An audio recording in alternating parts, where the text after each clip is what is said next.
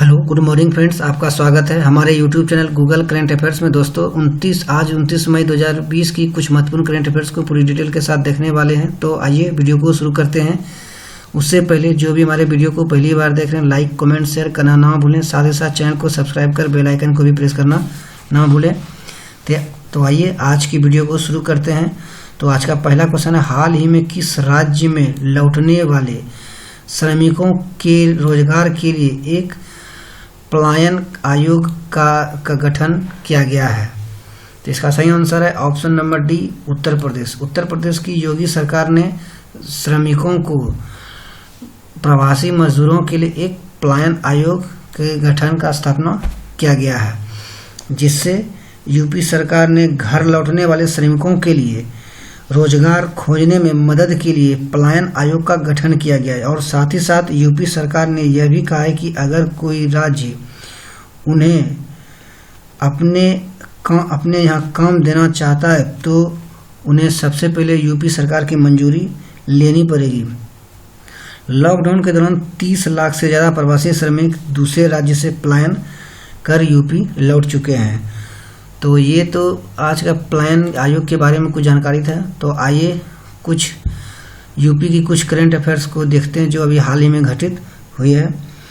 तो प्रवासी राहत मित्र योजना ये यूपी सरकार ने लॉन्च किया है, और जानवरों का पहला डीएनए बैंक यूपी के बरेली शहर में खोला गया है। और साथ ही साथ भारत का पहला हाथी अस्पताल ये भी यूपी में खोला गया, और साथ ही सभी अस्पतालों में वेंटिलेटर बेड की सुविधा देने वाला भारत का पहला राज्य यूपी बना है। वहीं यूपी की बात की जाए तो यूपी का गठन 24 जनवरी 1950 को किया गया। वहीं सीएम योगी आदित्यनाथ है। गवर्नर की बात करें तो आनंदीबेन पटेल हैं। लोकसभा सीट 80, राज्यसभा 18 और विधानसभा की टोटल सीट 404 है। वहीं जिले की बात करें तो टोटल 75 जिला हैं।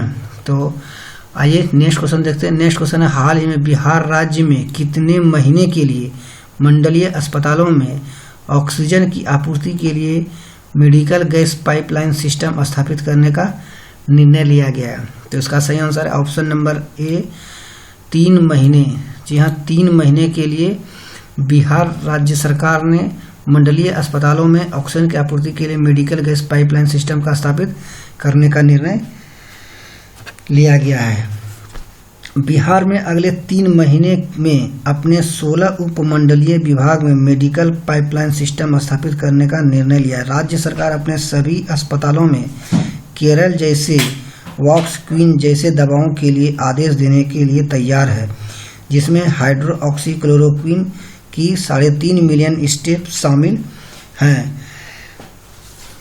अच्छा, इस गैस पाइपलाइन सिस्टम को स्थापित करने का कारण क्या था? इसका कारण जून जुलाई के समय बिहार में चमकी बुखार का खतरा बढ़ जाता है। इसी कारण से इस मेडिकल गैस पाइपलाइन के सिस्टम का स्थापना करने का बिहार सरकार ने निर्णय लिया है। तो वहीं बात बिहार की गई है, बिहार राज्य की। तो बिहार राज्य का गठन 26 जनवरी 1950 को की गई। वहीं सीएम नीतीश कुमार है, गवर्नर फाल्गुन चौहान। विधान परिषद की बात किया तो बिहार में 2 सदनात्मक सदन है। वहीं विधान परिषद की बात करें तो टोटल 75 सीट है। विधानसभा 243 सीट है। लोकसभा में 40 और राज्यसभा में 16 सीट वर्णित हैं। वहीं बिहार में जिले की बात की टोटल 38 जिले बिहार में शामिल है। तो बिहार से झारखंड 15 नवंबर 2000 को अलग हुआ था। तो आइए देखते हैं नेक्स्ट क्वेश्चन है, हाल ही में भारतीय विवाद समाधान केंद्र यानी IDRC का उद्घाटन किसने किया? इसका सही answer option number C, Justice AK Sikri. Justice AK Sikri ने भारतीय विवाद समाधान केंद्र का उद्घाटन किया है।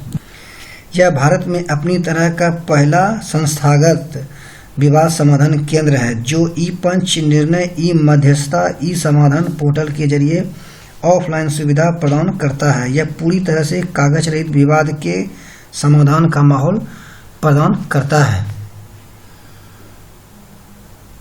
अब बात जस्टिस AK सिकरी की गई है। तो AK सिकरी सिंगापुर अंतर्राष्ट्रीय वाणिज्य न्यायालय के अंतर्राष्ट्रीय न्यायाधीश और सुप्रिय के retired justice A.K. Sikri supreme court के रिटायर्ड जस्टिस A.K. सिकरी ने 22 मई को इसका उद्घाटन किया था, इस भारतीय विवाद समाधान केंद्र की। तो वहीं इस ऑप्शन में ऑप्शन नंबर ए बात की जस्टिस रंजन गोगोई की, तो ये भारत के 46वें चीफ जस्टिस सुप्रीम कोर्ट के रह चुके हैं, जो ये डिब्रूगढ़ से संबंधित हैं। इसका निवास स्थान डिब्रूगढ़ जो असम में है। वहीं बात ऑप्शन नंबर बी की है T.S. ठाकुर की, ये भारत के 45वें चीफ जस्टिस हैं।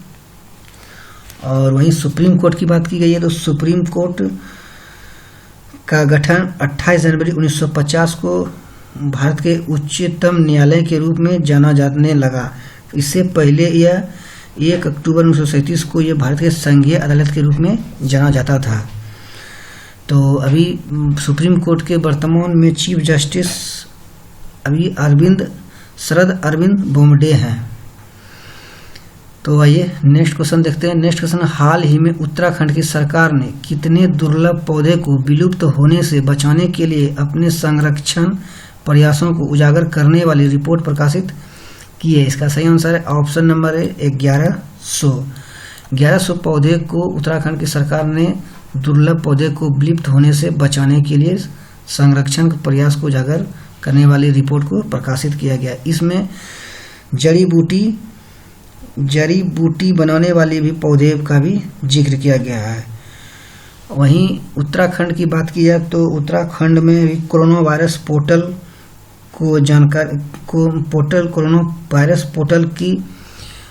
को लॉन्च किया गया, जो दृष्टि सटीक जानकारी देने के लिए किया गया है।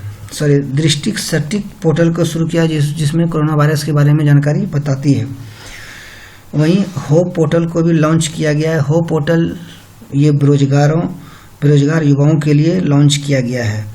वहीं उत्तराखंड में कुछ पार्क महत्वपूर्ण हैं, जिसे जिम कार्बेट नेशनल पार्क, जिसे हेली नेशनल पार्क भी कहते हैं। ये भारत का सबसे पुराना नेशनल पार्क है जो उत्तराखंड में स्थित है।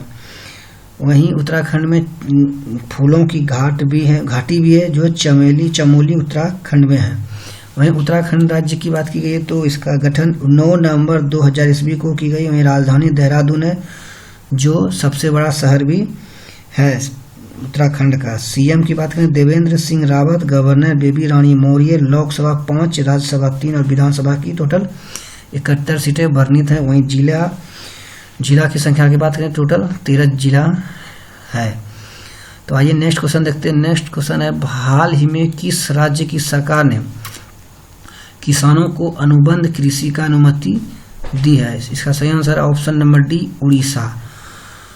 उड़ीसा सरकार ने किसानों को अनुबंध कृषि यानी कि कॉन्ट्रैक्ट फार्मर की अनुमति प्रदान की है।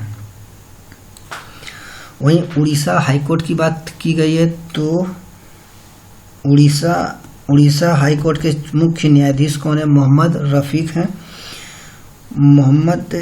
और यहाँ पे उड़ीसा राज्य में कुछ महत्वपूर्ण योजनाओं को लॉन्च किया गया है, जैसे मो जीतन पहल और मो प्रतिभा पहल की भी शुरुआत की गई है।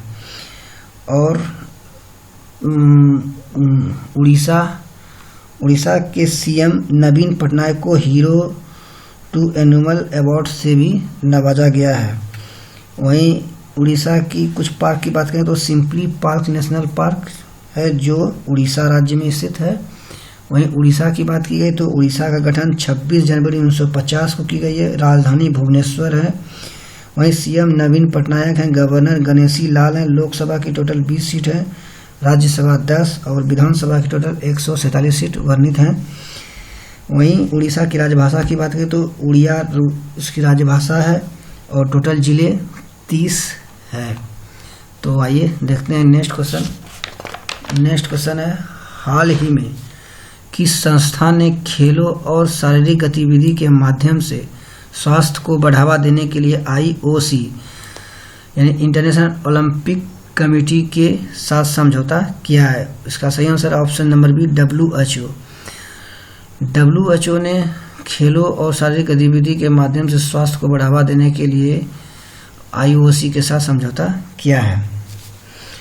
तो ये WHO के महानिदेशक नई दिल्ली में केंद्रीय स्वास्थ्य और परिवार कल्याण मंत्री JP नड्डा से मिले। उन्होंने राष्ट्रीय, क्षेत्रीय और वैश्विक सार्वजनिक स्वास्थ्य कार्यक्रम पर विचार विमर्श किया। साथ ही साथ स्वास्थ्य और परिवार कल्याण मंत्रालय और WHO ने स्वास्थ्य और स्वास्थ्य के बेहतर परिणाम प्राप्त करने के लिए भारत और WHO के बीच सहयोगात्मक कार्य करने के मजबूती करने हेतु एक समझौता पर ज्ञापन पर हस्ताक्षर किया गया। वहीं WHO की बात की गई। WHO का गठन 7 अप्रैल 1948 को की गई। वहीं हेडक्वार्टर जेनेवा स्विट्जरलैंड में है। वहीं महानिदेशक की बात करें तो WHO के महानिदेशक टेड्रोस एडनॉम और उप निदेशक स्वामीनाथन और फेन एलिसन है। वहीं WHO के वर्तमान में सदस्य देशों की बात करें तो 194 है। और वहीं साथ ही साथ क्वेश्चन में IOC की बात की गई है। तो ये IOC का full form international Olympic committee है, जिसका गठन 23 जून 1894 को किया गया। वहीं हेडक्वार्टर लुसाने स्विट्जरलैंड में स्थित है। वहीं अध्यक्ष की बात की तो थॉमस वाच और आधिकारिक भाषा इसकी है फ्रांसीसी और अंग्रेजी। वहीं सिद्धांत की बात की जाए, IOC का सिद्धांत तेज, उच्च और मजबूत है।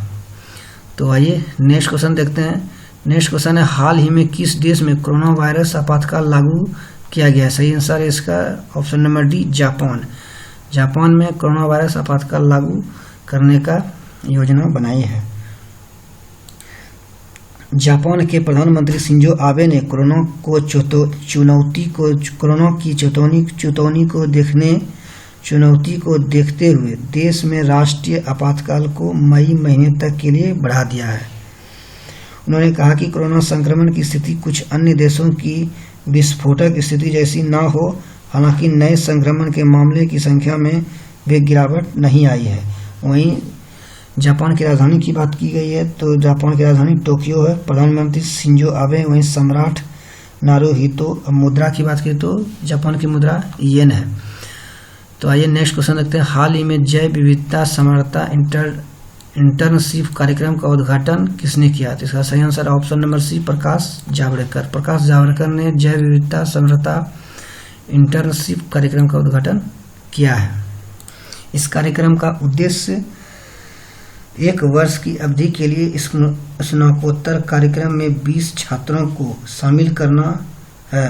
कार्यक्रम रचनात्मक छात्रों को संलग्न करेगा जो जैव विविधता संरक्षण और प्राकृतिक संसाधन प्रबंधन के बारे में जानने की इच्छा है। वहीं प्रकाश जावड़ेकर की बात करें तो प्रकाश जावड़ेकर मानव संसाधन विकास मंत्री वर्तमान में भारत के हैं। तो आइए देखते हैं नेक्स्ट क्वेश्चन। नेक्स्ट क्वेश्चन है, हाल ही में मेगा जल विद्युत परियोजना का निर्णय किस देश ने किया है? इसका सही answer option number A, Ethiopia. Ethiopia ने मेगा जल विद्युत परियोजना का निर्णय लिया। यह परियोजना नील नदी पर बनाया गया है जो अफ्रीका महादेश में स्थित है। अफ्रीका महादेश की सबसे लंबी नदी नील नदी की बंटवारे को लेकर अफ्रीका में कई देशों के मध्य कई दशक से विवाद चल रहा था। वहीं वर्ष 2020 के अंत में इथोपिया और मिस्र नील नदी पर जल विद्युत परियोजना के भविष्य को लेकर वाशिंगटन डीसी में बातचीत शुरू करने जा रही है। और नील नदी विश्व की सबसे लंबी नदी है जो कि यह भूमध्य रेखीय के दक्षिण से निकलकर उत्तर पूर्वी अफ्रीका से होकर मध्य सागर में गिरती है। वहीं इथोपिया की बात की गई है तो इथोपिया की राजधानी आदिस अबाबा, राष्ट्रपति साहेल वर्क जयंद और प्रधानमंत्री अभी अहमद अली है। वहीं मुद्रा की बात की तो बिरबे है। तो आइए आज की लास्ट क्वेश्चन देखते हैं वीडियो का। हाल ही में किस देश के तेज गेंदबाज सेहरान मधुसनका को ड्रग्स रखने के आरोप में हिरासत में लिया गया है? इसका सही answer option number B, Sri Lanka. Sri Lanka के तेज गेंदबाज सेहरान मधुसनका को ड्रग्स रखने के लिए आरोप में हिरासत में लिया है। श्रीलंका क्रिकेट बोर्ड ने इस खिलाड़ी को हर तरह से क्रिकेट से बैन करने का फैसला लिया है। वहीं श्रीलंका की बात की गई तो इसकी राजधानी श्री जयवर्धनापुरम कोट्टे है। जो वर्तमान में है, और इससे पहले कोलंबो में हुआ करता था, जो सबसे बड़ा शहर भी है। वहीं राष्ट्रपति गोपदया राजपाथे और प्रधानमंत्री महिंदा राजपाथे हैं। वहीं राजभाषा की बात करें तो सिंहली और तमिल है। वहीं मुद्रा, श्रीलंका की मुद्रा की बात करें तो इसका श्रीलंकाई रुपया है। तो ये थे आज की टॉप 10 करंट अफेयर्स। कैसा लगा जरूर बताएं। तब तक के लिए धन्यवाद।